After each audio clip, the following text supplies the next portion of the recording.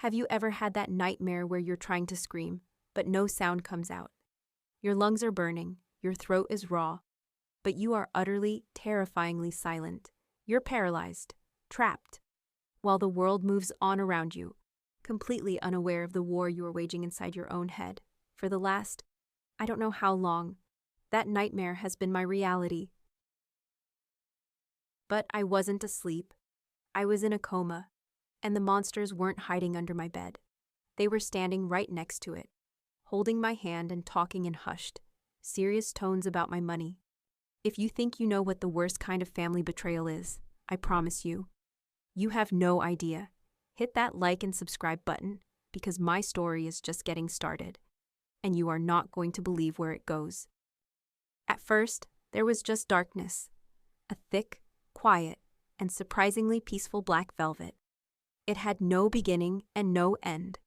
I was floating, unburdened, a ghost in a gentle void. Then, a sound. Beep, beep. It was a slow, steady, and metronomic rhythm. It was the first anchor my drifting consciousness found in the vast, empty ocean of nothingness.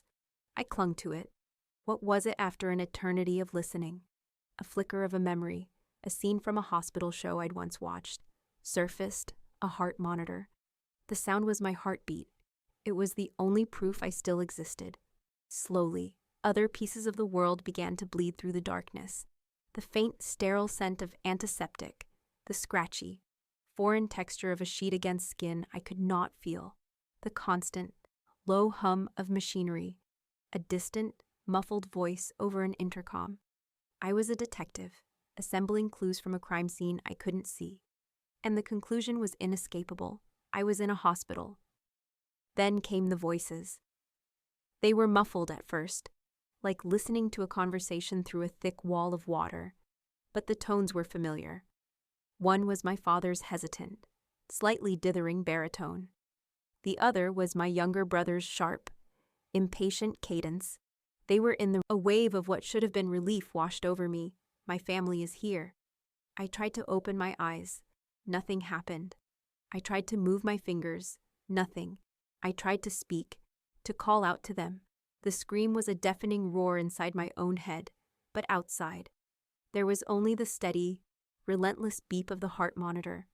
The panic began to set in, a cold, terrifying serpent coiling in the darkness of. I focused on their voices, straining to pull their words through the thick, soupy fog. The lawyer said the power of attorney is clear, but only while she's incapacitated. My brother, Marcus, was saying. His voice was clearer now, sharp and businesslike. It doesn't give us the authority to liquidate anything. Not yet. We have to be careful, son, my father replied, his voice a nervous whisper. We have to look like we're doing the right thing. People are watching. My mind reeled. Power of attorney liquidate. These were not the words of a grieving father and brother, sitting vigil at their daughter's bedside. These were the words of businessmen discussing a hostile takeover. What about the portfolio, Papa? Marcus pressed, his voice full of an ugly, frustrated energy. The market's a mess right now. Someone needs to be actively managing it. We're losing money every day. She just lies here. He said it with such disdain, as if my coma were a personal inconvenience he was being forced to endure, a traffic jam on his way to a payday. I was screaming at them in my silent, useless mind. I'm here, I can hear you. Stop talking about my money and talk to me. Help me. But they didn't. Over the next stretch of timeless darkness, I became a helpless eavesdropper on the dissection of my own life's work. I had been a successful travel writer. My books had sold millions. I had built a life of adventure, of independence, and of considerable wealth, a life I had been proud of, and I had been generous. I had paid for my father's comfortable retirement. I had bailed Marcus out of a dozen failed business ventures. I had been the family's safety net, their rock. And now, as I lay helpless and broken, they were looking at their rock, and all they could see was a quarry, ready to be mined. Their visits became a form of exquisite torture. They would come into the room, and my father would hold my unresponsive hand and sigh loudly for the benefit of any passing nurses. My poor, sweet girl, he'd say. She looked so peaceful. And then, once the door was closed, the performance would end, they would drop my hand, and the business meeting would begin. They argued over my house. They debated the value of my art collection.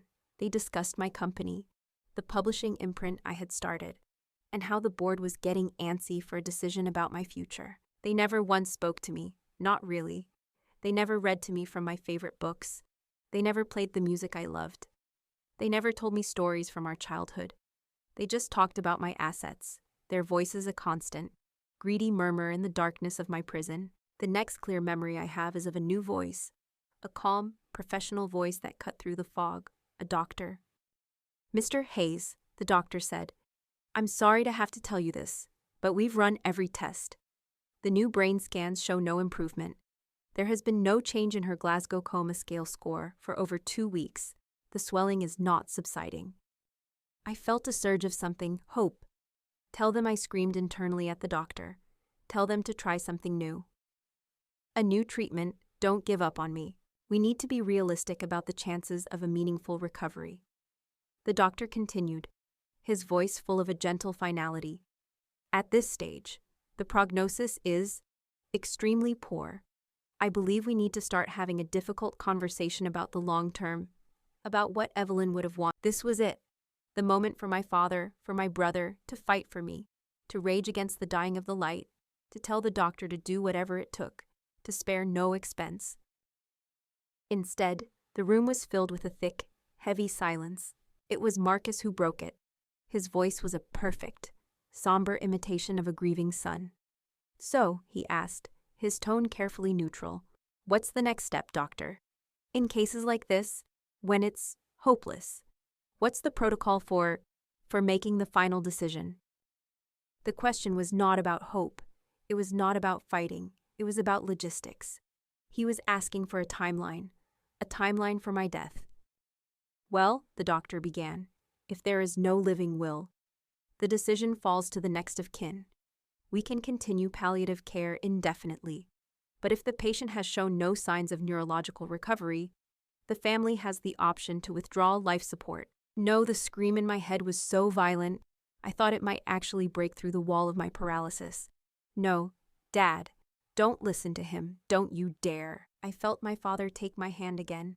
His hand was trembling. For a moment, I thought it was with grief. My father's voice was a choked whisper. "I just don't know what she would have wanted.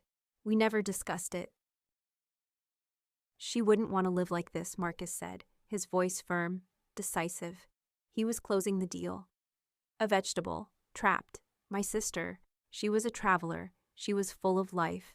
She would hate this, lying here, a burden on everyone." "A burden?" That's what I was to him.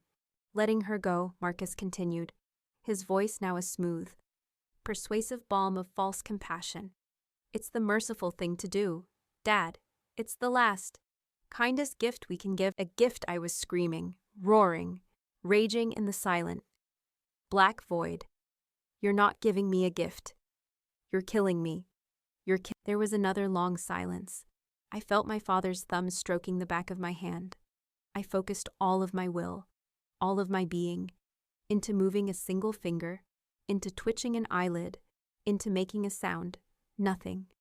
I was a ghost, chained to a dying machine. "I suppose you're right, son," my father finally sighed, his voice full of a weary, self-pitying resignation. "It's what she would have wanted. We have to let her go." The verdict had been delivered. My own father and my own brother had just agreed to end my life. Not out of mercy, but for money. They were going to pull the plug. And as the full, monstrous reality of their betrayal crashed down upon me, the steady, rhythmic beeping of my heart, the one sound that had anchored me to the world, suddenly sounded like a clock, ticking down the last few seconds of my life. The decision had been made. The words, "Let her go," echoed in the silent, black void of my consciousness. A death sentence delivered by the two men who were supposed to be my protectors. The steady, rhythmic beep of the heart monitor, my only companion in the long, dark sleep, no longer felt like a lullaby. It was a countdown clock, ticking away the final moments of a life I was now desperately, uselessly, fighting to reclaim. How had I gotten here in the timeless, shoreless ocean of the coma? My mind, untethered from my body, began to drift back, searching for the memory, for the moment that had led to this, listening to Marcus's voice, so full of a greedy, confident urgency he had never earned. I felt myself slipping back in time, back to the day it all went wrong. Before the darkness, my life had been full of light. I was a travel writer and photographer. It was a career I had built for myself, piece by piece, fueled by a relentless curiosity and a deep love for the unseen corners of the world. My books sold well. My photography was featured in galleries. I was successful, I was independent, and I was happy. My life was my own creation. My family, however, had always seen my success not as something to be celebrated, but as a resource to be tapped. I was the responsible one, the successful one, and therefore, I was the designated safety net. My father's own business, a small construction company, had gone under years ago due to his own poor management. I had quietly paid off his debts and set him up with an annuity that allowed him to live a comfortable, golf-filled retirement, all while maintaining the illusion that he was a self-sufficient patriarch. But my brother, Marcus, was a different story. He was a black hole of need, a man who burned through money, opportunities, and goodwill with a reckless, entitled abandon. He was a serial failure, constantly chasing the next get-rich-quick scheme, a disastrous real estate flip, a doomed cryptocurrency venture, a laughable attempt to become a day trader, and with every failure, he would come to me. I had been his safety net his entire adult life. I had paid his gambling debts. I had covered his rent more times than I could count. I had co-signed for a car he had immediately crashed. Each time, I would give him a lecture, and each time, I would write the check, because I loved him, because he was my little brother, and because I was a fool. I saw his failures as bad luck, not as a deep and corroding flaw in his character. He resented me for my success, and he hated me for needing it. My generosity was not a gift to him. It was a constant, humiliating reminder of his own inadequacy. The final request, the one that led us to the mountain, was different. He came to my apartment a few weeks ago, or what my broken sense of time believed to be a few weeks ago. He looked terrible. He was pale, sweating, his eyes darting around the room like a cornered animal. "It's bad this time, Evie," he'd said, his voice a low, panicked whisper. "It's not the bank. These guys, they don't send you strongly worded letters. They send people." He had gotten himself involved with a loan shark, borrowing $100,000 for his latest can't-miss investment, which had, of course, missed spectacularly. And now, the collectors were calling. "You have to help me," he pleaded. "It's the last time, I swear. I've learned my lesson." And for the first time in my life, I said no. Not because I didn't have the money, but because I finally saw the truth. I wasn't helping him. I was enabling him. I was the addict supplier.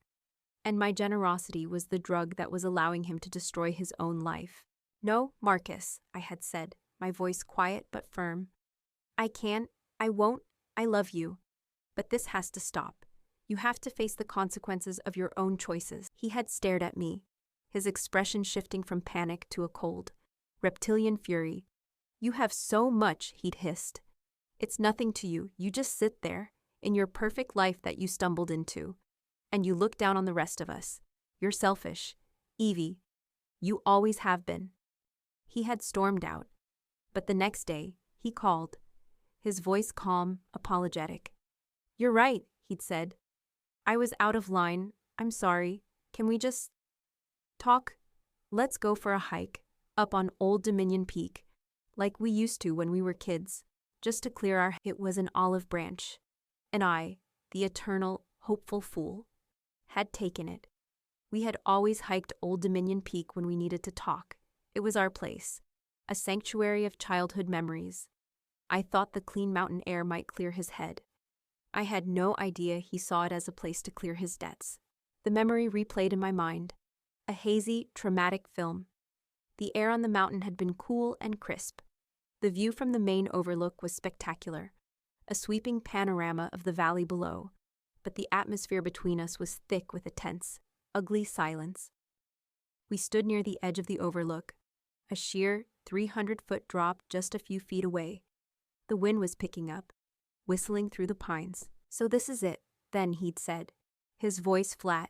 "You're just going to cut me off, let them break my legs." "I'm not cutting you off, Marcus," I'd said, my own voice tired. "I'm trying to save you. This cycle has to end." "Easy for you to say," he'd exploded, his face contorting with a lifetime of jealousy. "You just travel the world, take a few pretty pictures, write a few flowery words, and the money just rolls in. You have no idea what it's like in the real world, to actually struggle, to have to fight for every scrap. I built my career from nothing," I'd shot back, my own anger rising. "While you were gambling on bad ideas, I was working. I earned this life, and I will not let you destroy it with your recklessness." I had turned then, to walk away, to end the conversation before it got any uglier. That's when it happened. The memory was a confused, terrifying jumble of sensations. I felt his hand on my shoulder, not to stop me, but to spin me back around to face him. I had stumbled on a patch of loose shale near the edge, my feet sliding out from under me. I had flailed my arms, reaching for him to steady me. But he hadn't. I remembered looking up at his face in that split second of terror. He wasn't shocked. He wasn't scared. He wasn't reaching out to help me. His face was a mask of cold, calm calculation, and his hand, the one that had been on my shoulder, it didn't pull me back. It pushed. It was a small, firm shove, not a violent, murderous act, just a little nudge, just enough to look like an accident, just enough to help gravity do its work. The last thing I remembered was the look in his eyes. It wasn't anger, it wasn't panic, it was relief. Then the world was just a terrifying, cartwheeling blur of blue sky and brown rock, and a terrible, rushing silence, and then the black, velvet darkness. The memory faded, leaving me back in the sterile, beeping prison of my hospital bed. But the darkness was different now. It was no longer a peaceful void. It was filled with a new, horrifying clarity. This wasn't an accident, and my family's decision to pull the plug wasn't a sad, reluctant act of mercy. It was the final, logical step of a plan that had begun on that mountain. My brother hadn't succeeded in killing me on the first try, so now he was going to finish the job here, in this quiet, sterile room, with our own father as his unwitting accomplice. The beeping of the heart monitor continued its steady, relentless countdown. Beep, beep, beep. I was no longer just a prisoner. I was an eyewitness to my own murder, and I was completely, utterly powerless to stop it. I could only lie here, in the dark, and wait for the sound to finally stop. The darkness of my coma was no longer a quiet, empty void. It was a crowded, noisy theater, and I was the sole, unwilling member of the audience, strapped to my chair with my eyes sewn shut, forced to listen to the play of my own demise. The steady, rhythmic beep of the heart monitor was the only thing that tethered me to my own body, a constant reminder that I was still alive, even as my family was busily planning my funeral. They had a routine. When the nurses and doctors were in the room, my family played their parts to perfection. My father would hold my hand, his touch limp and clammy, and he would weep, his shoulders shaking with a grief so performative it was nauseating. My brother, Marcus, would stand at the foot of the bed, his face a mask of somber, dutiful sorrow, and he would thank the nurses for their compassionate care. They were the very picture of a loving, heartbroken family. But the moment the door clicked shut, the moment they were alone with me, the masks would come off, the performance would end, and the vultures would gather to pick at the carcass of my life. I became a helpless expert on the intricacies of my own estate. I learned, through their hushed, greedy conversations, that my portfolio was heavily invested in tech stocks, that my publishing company had just signed a lucrative new author, and that the antique map collection in my study was worth more than my brother's car. I learned all of this while lying paralyzed, unable to scream, unable to tell them that they were not just discussing assets. They were discussing my life, my passions, my work. Marcus was the ringleader. His grief was a thin, flimsy costume, and he could barely be bothered to keep it on. Most of his time in my room was spent on his phone, his voice a low, urgent murmur as he Yes, I understand the will is ironclad, I heard him whisper one afternoon, the sound a sharp, stabbing pain in the darkness of my mind. But we're talking about the immediate aftermath, for planning purposes. Once the official death certificate is issued, how quickly can we legally begin the process of liquidating the stock portfolio? The market is volatile, and I don't want to see our assets diminish. Our assets? He had already taken possession of my life's work in his own mind. He would ask them about the house, my beautiful, custom-built home in the hills that I had designed as my sanctuary. And the house, he'd say, what's the procedure for getting it on the market? I've already spoken to a real estate agent, a friend of mine, and she says we should list it immediately to take advantage of the spring season. I was screaming at him in my silent prison, get out of my house, get out of my life. But my only response was the steady, infuriating beep, beep, beeps of the machine that was keeping me alive, the machine they were so desperate to turn off. The most exquisite form of torture, however, was listening to him plan his new, upgraded life, a life funded by my death. He would talk to his wife, Jessica, on the phone, his voice no longer a whisper, but full of a cheerful, boyish excitement. Babe, it's done, he said one morning. The sun, which I could feel as a faint warmth on my face, streaming into the room. I spoke with the head of neurology. Dad is on board. It'll all be over in a few days. There was a pause as he listened to her. Then he laughed. I know I'm looking at the configurator for the Audi right now, the silver one, with the black leather interior. And yes, absolutely. You booked the flights, Santorini, for 2 weeks, first class. We have more than earned a vacation after all this stress, the stress of waiting for his rich sister to die, the stress of having to put on a sad face for the nurses. A part of my mind, the logical, writerly part, couldn't help but admire his sheer, sociopathic audacity. He was a character in a novel, a villain so perfectly, completely devoid of empathy that he was almost a caricature. But this was not a novel. This was my life, and he was the one holding the pen, about to write the final, ugly chapter. My father was a more complex, and in some ways, more tragic figure. He was not as actively ghoulish as Marcus. His grief, I think, was real on some level, but it was a shallow, selfish grief. He wasn't mourning the potential loss of his daughter. He was mourning the loss of his own comfort, of the easy life I had provided for him, his weakness. The weakness my mother had always seen and protected me from, made him putty in my brother's hands. Are we sure about this? Son, I heard him ask one evening, his voice small and full of a pathetic, watery doubt. Your sister, that's why we have to do this, Dad. Marcus had replied, his voice a smooth, practiced balm of manipulation. She wouldn't want to live like this, trapped in a bed, hooked up to machines. That's not who she was. We are not ending her life. We are honoring it. We are letting her go, with dignity. It's what she would have wanted.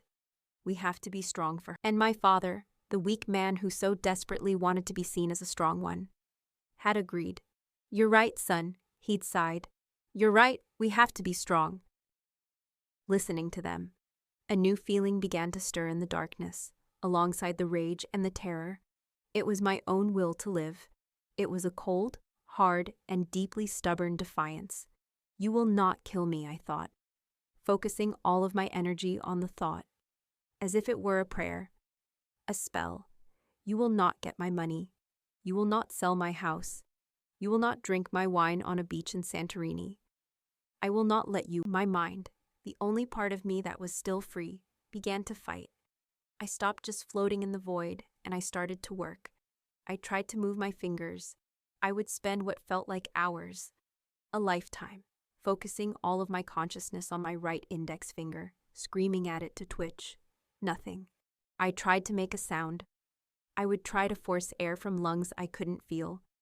Past a vocal cord that was a dead, useless thing, I tried to open my eyes, to tear them open through sheer force of will, to let the light in, to show them that I was still here, nothing, The prison of my own body was absolute. The days, or what I perceived as days, ticked by. My family became bolder, their conversations less hushed. They had accepted my impending death as a fact. They had already moved on. One afternoon, a nurse, a kind woman with a gentle voice whose name I had learned was Maria, came in while Marcus was on the phone. He was in the middle of a loud, excited conversation with a stockbroker. "No, I want to move the bulk of the tech portfolio into more aggressive growth funds," he was saying. "The moment the estate is settled, we need to be ready to move fast." Maria entered the room, and Marcus's transformation was instantaneous. The funeral arrangements." He stammered into the phone, his voice dropping, becoming thick with fake emotion. "Yes, it's so difficult. So many decisions to make at a time like this. I'll have to call you back." He hung up and turned to Maria, his face a mask of sorrow. "It's just so hard," he said to her, trying to plan everything to honor her memory. "You're a good son," Maria said, her voice full of a sympathy that made me want to scream. "And a good brother. She's lucky to have you both here with her. If you only knew," I thought, "if you could only hear what I hear." And then they set the date. The doctor came in with my father and Marcus. They had a final conference. I listened as the doctor explained, once more, that my prognosis was unchanged. And then I heard my father's voice, a tired, defeated thing. "We've made our decision, doctor," he said. "We're ready to let her go." "I understand," the doctor said softly. "We can schedule it for Friday, at noon. That will give you time for the rest of the family to be here, to say their goodbyes." "Friday at noon would be—" "Yes," Marcus said, his voice full of a solemn finality. "That would be a good time." The date was set, the time was set, my execution was scheduled. I had less than 3 days. The terror that washed over me was a cold, black tide. This was it, the end. I had fought, in my mind, but I had failed. I was going to die. And the last thing I would ever hear would be the sound of my own family, my own murderers, pretending to weep as they unplugged the machine that was keeping me alive. The beep of the monitor, my one constant companion, was now a frantic, terrifying countdown to my own state-sanctioned murder. And as the darkness closed in, my silent screams were joined by a new, desperate plea, a roar of defiance against the inevitable. "No, I will not die. I will not let you kill me. I will wake up. Friday, execution day." I knew the day had arrived even before the first visitor came. The rhythms of the hospital, which had become the only calendar I had, were different. The morning routine was softer, more subdued. The nurses spoke in hushed, gentle tones. Their hands, as they washed my face and tended to my useless body, were slower, more reverent. They were tending to the dead, not the living. The first to arrive were the extended family members my father had summoned, the ones who had been conveniently absent for the past few months. My Aunt Carol, my Uncle Robert. They came in, their faces arranged in masks of sorrow, to play their part in the final act of this tragedy. I listened to their hushed, sympathetic whispers to my father and brother. "Oh, Richard, you're being so brave. It's a mercy. Marcus, truly. You're doing the right thing. She was such a lovely girl." They were already speaking of me in the past tense. They had all accepted the narrative they had been fed that this was a sad but necessary act of love, a family letting their broken daughter go with dignity. They had no idea they were actually attending a murder. Then came the nurse. Maria. Her grief, unlike my family's, was real. I could hear the genuine sadness in her voice. She had cared for me every day. She had talked to me, even when I couldn't answer, telling me about her own children, about the weather, about the hospital gossip.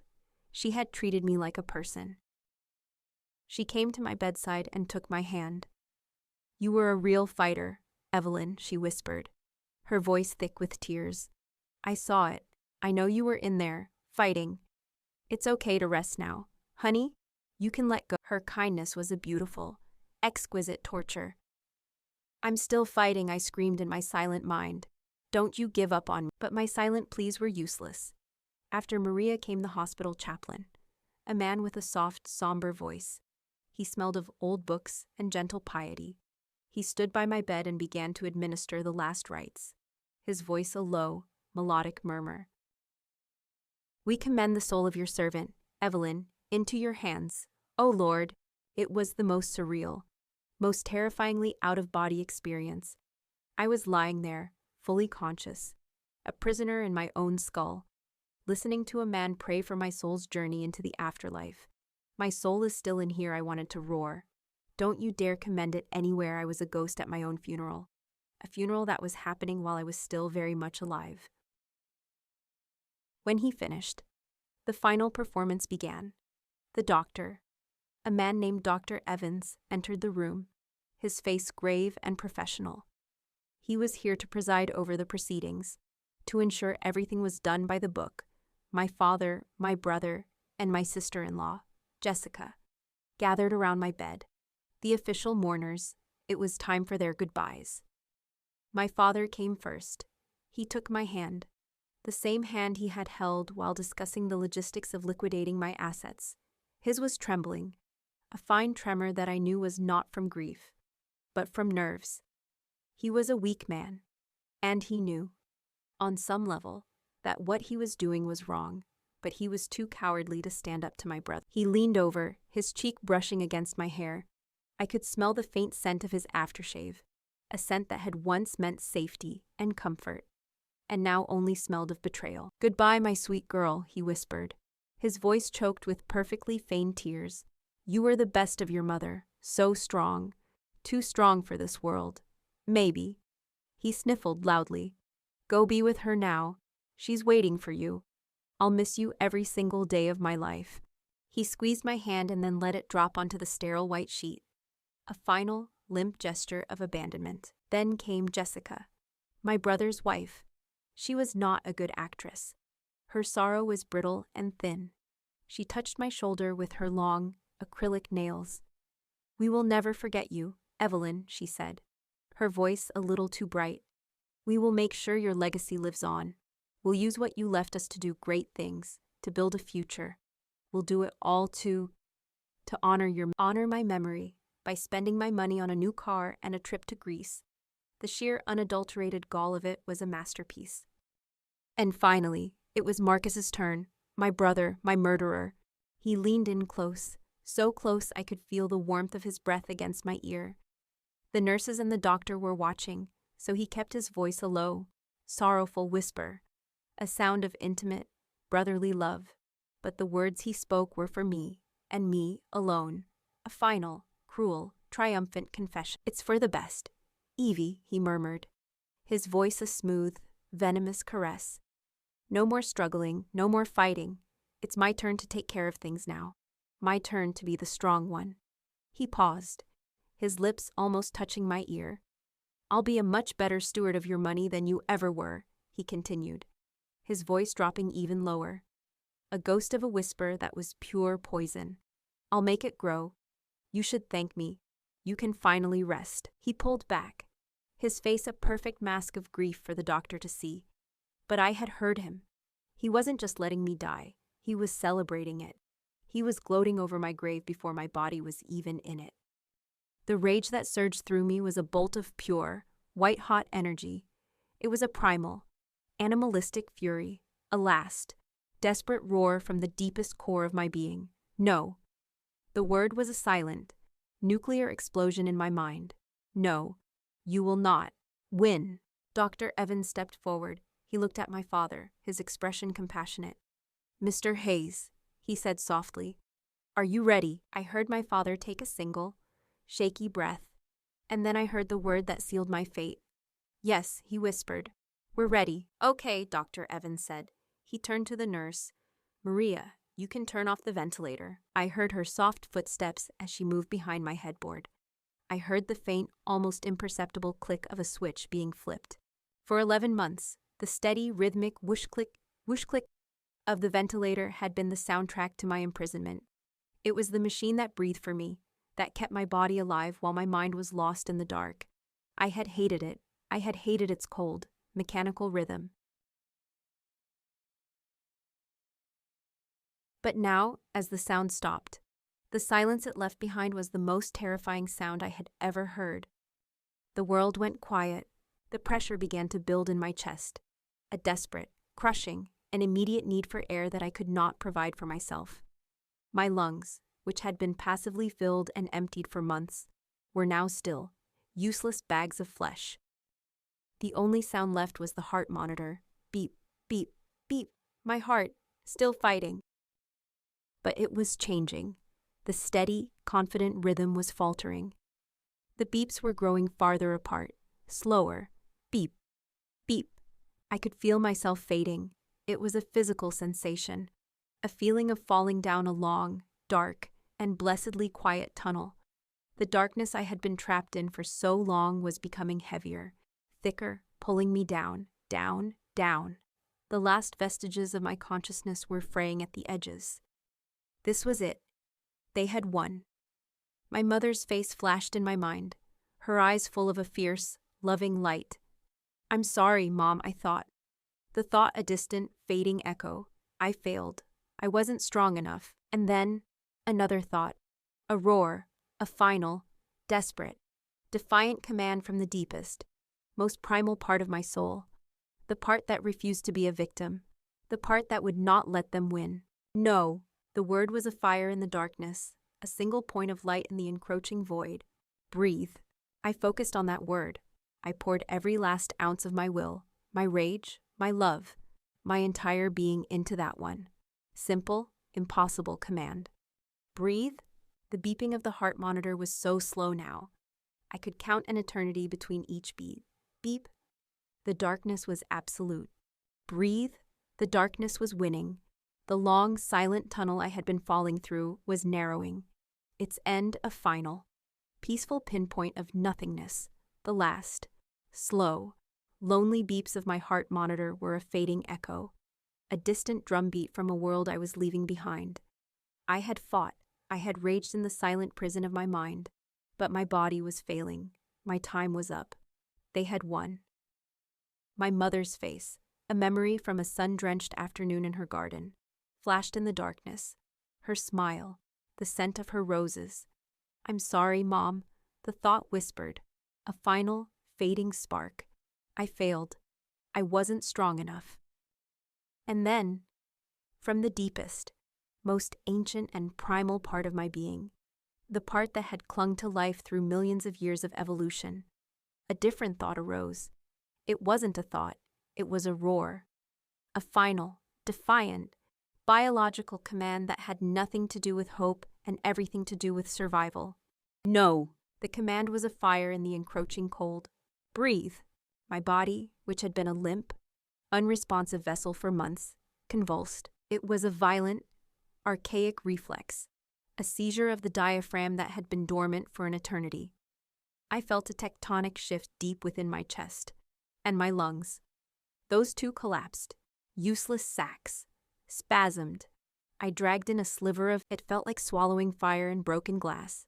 The air was thick, heavy, and raw against tissues that hadn't felt it in months. My lungs burned with the shock of it, an agony so intense it was a white-hot light in the darkness. And then came the cough. It wasn't a cough, it was an exorcism. A deep, wet, rattling explosion that tore through my chest. A desperate, violent attempt by my body to clear airways that had forgotten their own function. It was the ugliest, most painful, and most beautiful sound I had ever made. It was the sound of my own life, refusing to be extinguished. I was aware of nothing else, just the burning in my lungs and the next ragged, agonizing gasp. And the one after that. The void was gone, replaced by a world of pure, blinding, excruciating sensation. I learned later, from the breathless, awestruck accounts of the nurses, what happened next in that quiet, somber room. The family had already been escorted to a private waiting room down the hall. My father was weeping. My brother, Marcus, was consoling him, his face a perfect mask of grief. They had played their parts, and now they were waiting for the doctor to come and make the official pronouncement, the one that would unlock their future. In my room, the nurse, Maria, had been completing her final, sorrowful duties. She had recorded the official time, She had turned off the last of the monitors, leaving only the dead flat line of the EKG on the screen. It was over. She was about to pull the sheet up over my face. That's when the sound came, a wet, gurgling gasp from the bed. Her training told her it was just a gonal breathing, a post-mortem reflex, the last of the air escaping the lungs. A common, if unsettling, occurrence. She paused, waiting for the silence to return, but then it came again, louder this time, a deep, ragged, intentional sound. Her head snapped toward the EKG monitor. The long, green, final note of the flatline jumped.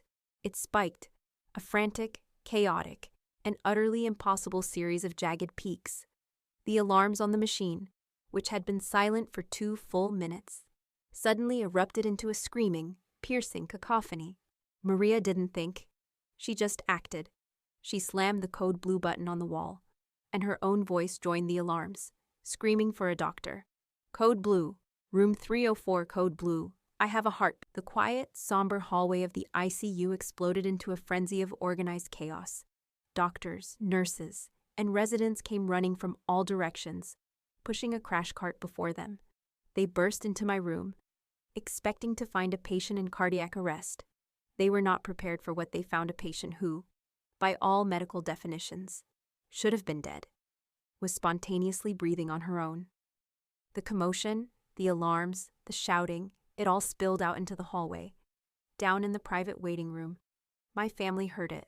They came to the door, their faces composed in masks of dutiful grief, ready to receive the doctor's final, solemn condolences. But the masks dissolved when they saw the scene: the crash cart, the doctors and nurses swarming around my bed, the chaotic, frantic energy of a life being saved, not a death being mourned. I was told later that the look on my brother's face was something no one who saw it would ever forget. The grief, the sorrow, the concern, it all vanished, stripped away in an instant. What was left was a stark, blood-draining, ghostly terror. This wasn't a room of peaceful death and quiet inheritance. This was a room of messy, loud, and impossible resurrection. His perfect plan, his final solution, had just gone horribly. My own return to the world was a slow, painful swim up from the deepest part of the ocean.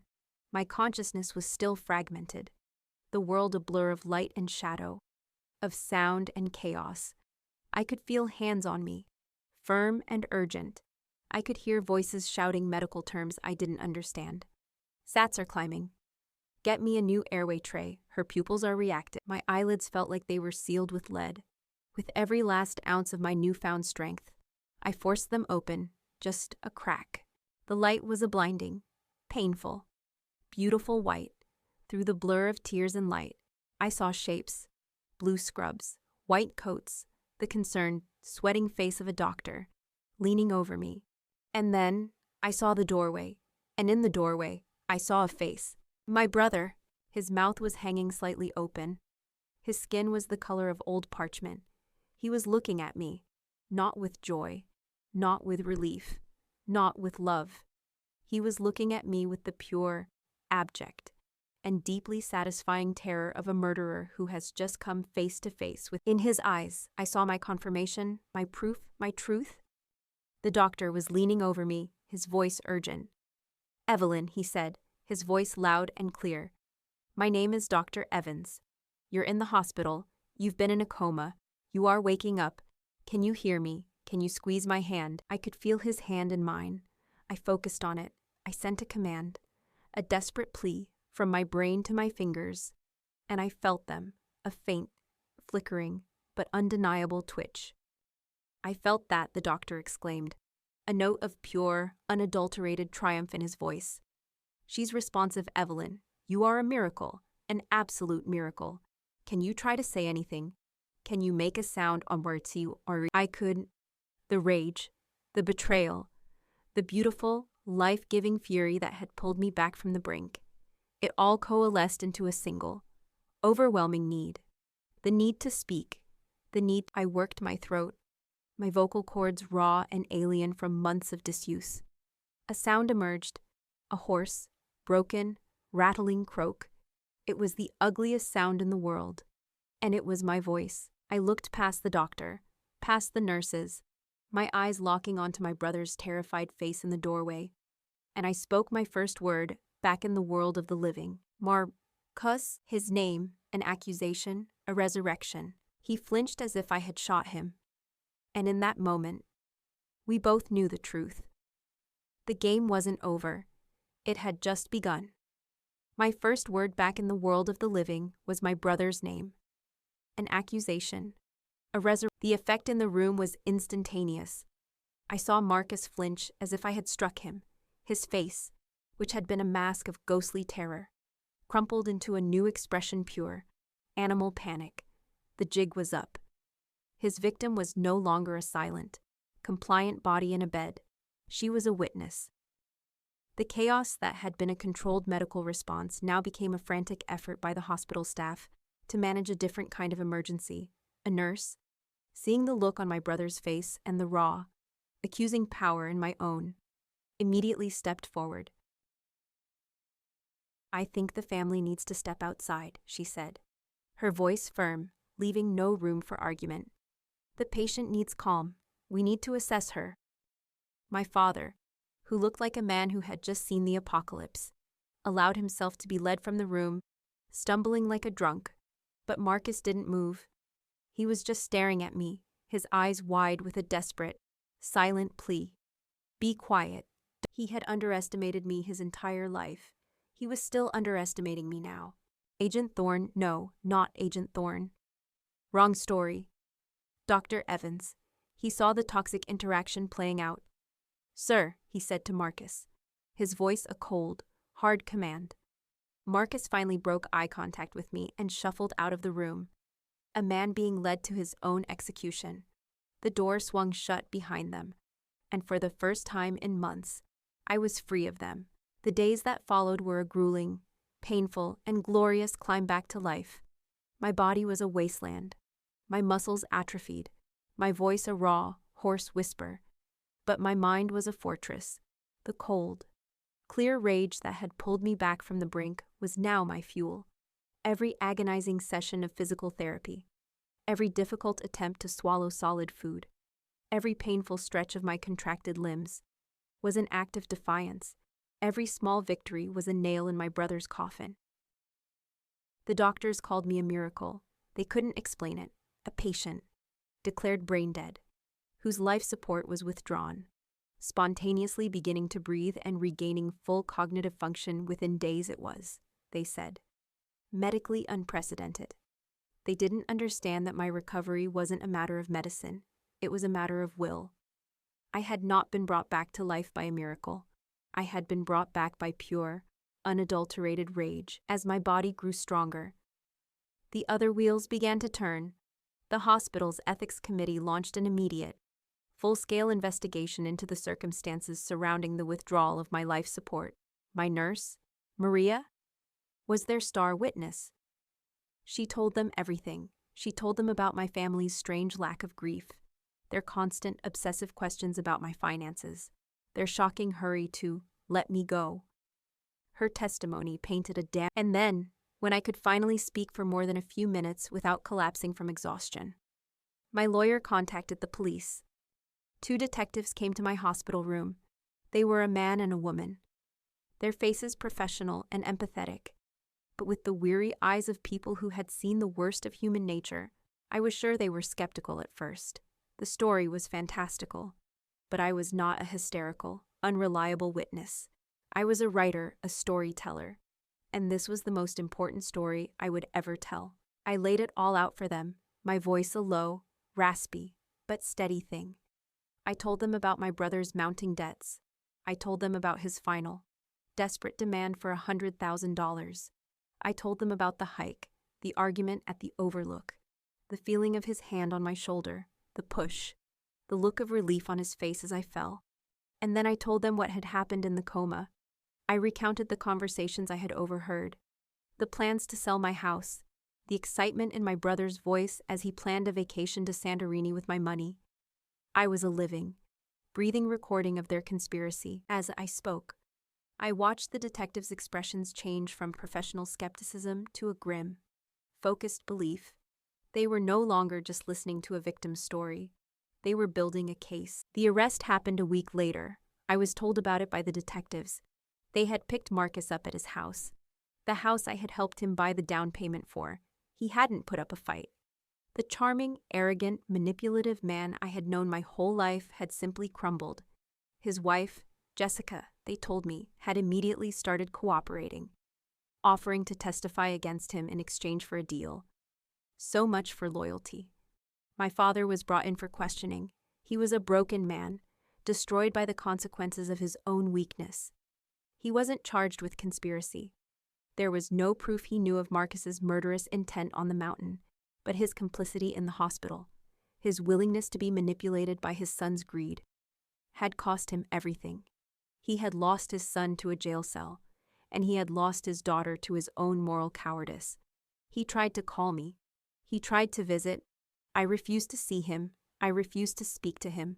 My lawyer delivered the message all communication would be through her. The door was closed. The first thing I did when I was granted full control of my own affairs again was to call my financial advisors. My new instructions were simple and absolute. The annuity I had set up for my father was to be terminated immediately. All access to any of my accounts by any member of my family was to be permanently revoked. The safety net was gone. My payback wasn't a clever, intricate scheme I had to invent. I didn't have to ruin their lives. They had done it themselves. Their own greed, their own cruelty, had been their undoing. My only part in it was my refusal to die. The ultimate revenge, it turned out, was simply to keep breathing. It's been a year now. My recovery has been long and arduous, but I am strong, stronger than I have ever been. I can walk, I can run, I can feel the sun on my face. My voice is still a little raspy, a permanent reminder of the tube that was in my throat, a scar I wear with pride. Marcus was convicted of attempted murder. The testimony of the hospital staff, combined with my own and the clear financial motive, had been overwhelming. He will be in prison for a very long time. My father lives in a small rental apartment now, his comfortable retirement a distant memory. I am told he is a sad, lonely old man. I feel nothing for him but a distant, clinical, and me, I am back in my house. My sanctuary. It is quiet. It is peaceful. I am writing again. I am working on my next book. It's a very different kind of book for me. It's not about far-flung places and beautiful landscapes. It's about a journey through a different kind of wilderness. The dark, uncharted territory of They pulled the plug to get my inheritance.